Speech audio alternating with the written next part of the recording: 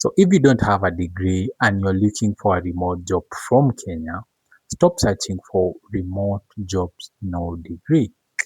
That search is actually solving the wrong problem. I found a current remote role that explicitly accepts applicants from Kenya.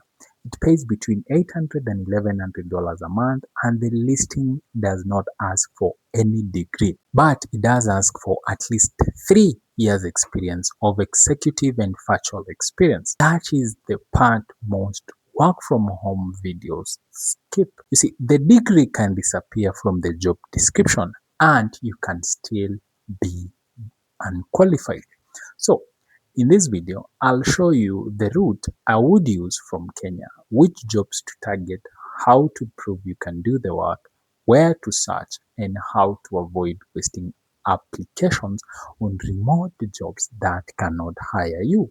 And the biggest filter is not your degree, and we'll actually get to it in a minute. First, understand what without a degree actually means. It does not mean without skills. It does not mean without experience. And definitely, it does not mean every remote employer is now open to anyone with Wi-Fi and confidence. For example, that Kenya eligible assist-wall role asks for calendar management, travel coordination, Google Workspace, Slack, Zoom, strong English, plus 3 years plus years of relevant experience.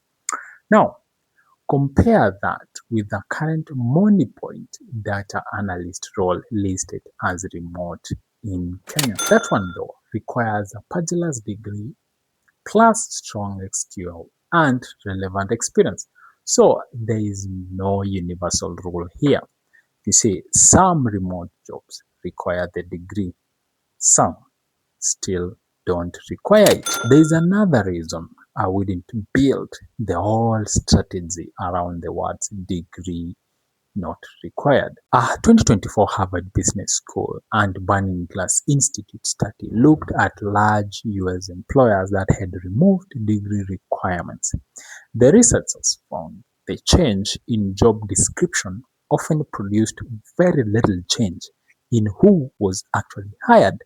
Well, that research is not about Kenya, so I would not apply its numbers directly here, but the lesson is useful. Removing a degree line does not remove the competition. Your goal is not to convince an employer to ignore a requirement they clearly wrote down. Your goal is to find roles where the employer already values the skills and experience you can actually prove. This is where the biggest filter comes in: location. You see, remote does not automatically mean work from Kenya. A job actually can be remote and still be restricted to the United States, Europe, South Africa, or one time zone. Even remote, the Global Employment Company tells applicants that job board locations can be misleading and that they should check each advert for actual location or time zone restrictions. So I would search in this order.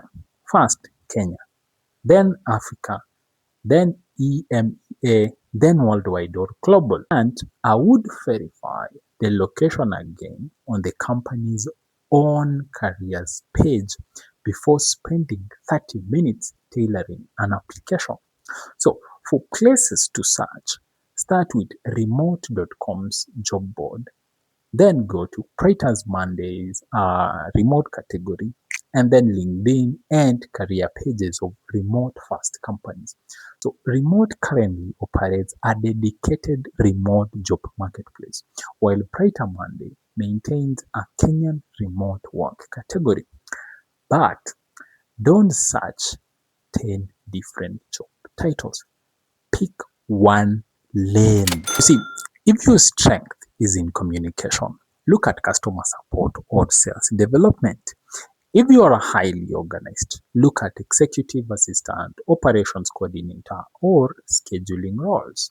Now, if you are technical, target the specific skill you can demonstrate. It could be QA, data, support engineering, design, or development. Now, you see, the narrower your lane, the easier it becomes to build proof. And get this, proof is how you compete when you do not have a degree. Let's say you want customer support. What you need to do is to create a small sample portfolio with three things. The first one is a professional response to an angry customer. Second, a short troubleshooting guide, and a 2-minute Loom video explaining how you could solve a simple support problem. For an executive assistant role, show a sample weekly calendar, a travel itinerary, and a clean task tracker in Google Sheets.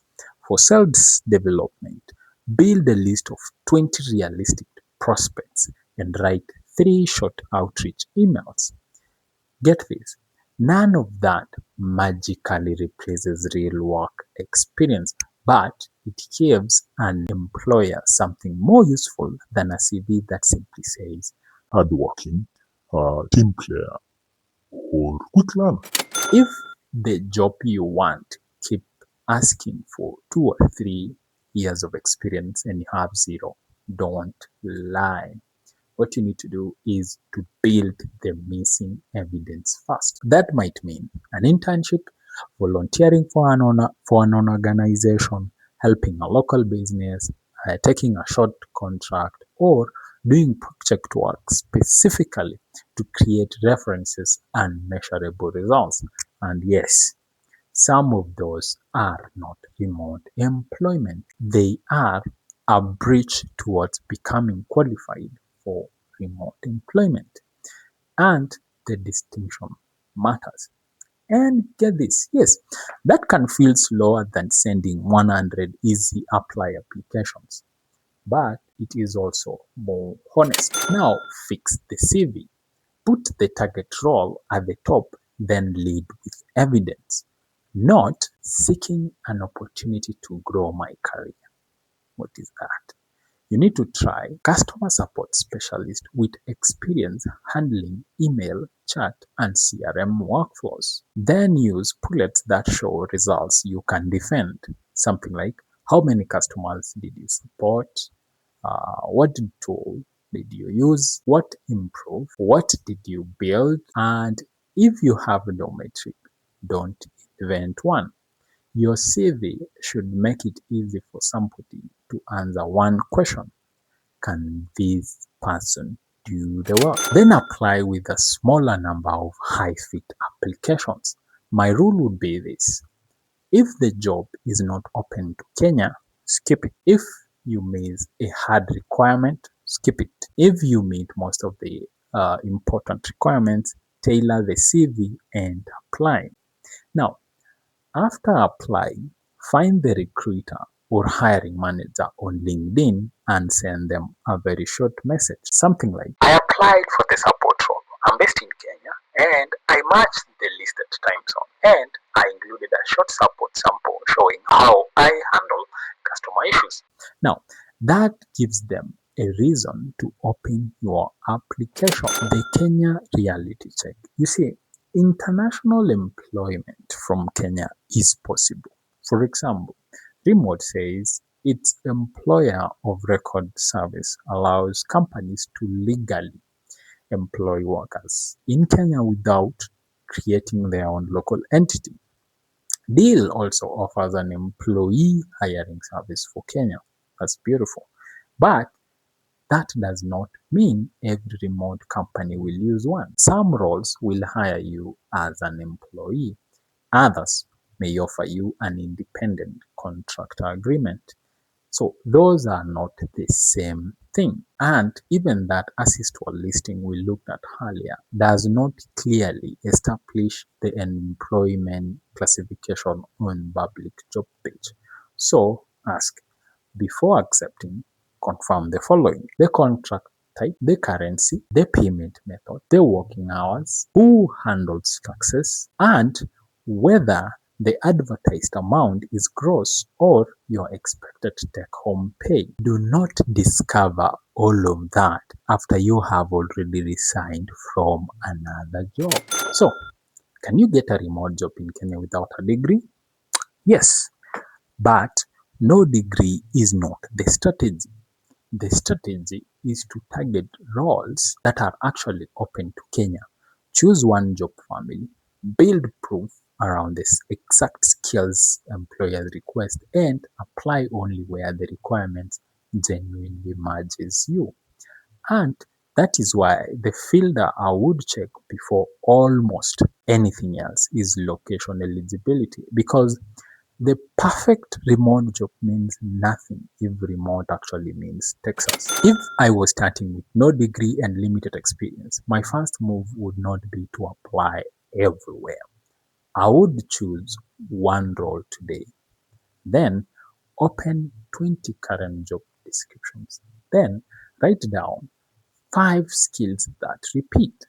Then I'd spend the next few weeks building proof around those skills, then I would start applying. You see, because the strongest substitute for a missing degree is not motivation, it is evidence that you can already do the job.